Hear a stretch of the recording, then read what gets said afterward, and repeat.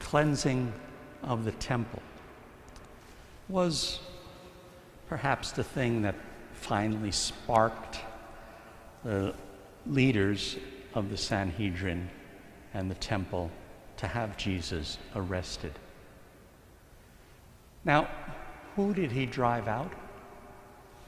People who were selling things that were mostly needed for temple worship. Animals to sacrifice, and also money changers.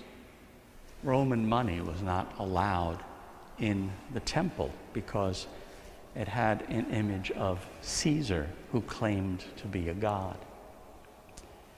But Jesus obviously saw that the balance of things was way off. The buying and selling, for some people, had become the most important thing, losing sight of the awesome presence of God in the temple. And he quotes the scriptures, "My house shall be a house of prayer." The dwelling of God, the temple. The dwelling of God, you are made in the image and likeness of God. There's so many practical things we have to do every day. Pay bills, or go to work, or buy some medicine, many things.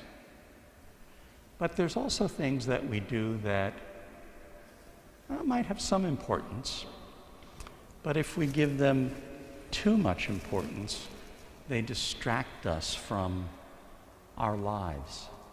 They distract us from remembering God's presence in us and among us.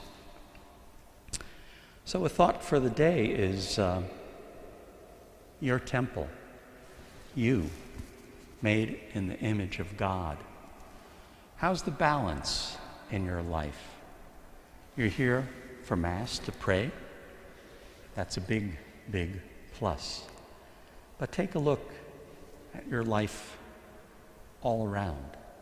Are there things that are not so important that are distracting you and taking a central place? I remember a woman I knew many years ago who was retired, but she had owned a beauty parlor for many years.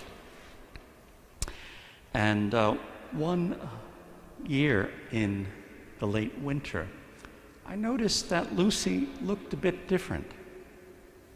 And I'm kind of a clueless guy, so it took me a while to figure out, oh, she wasn't wearing makeup.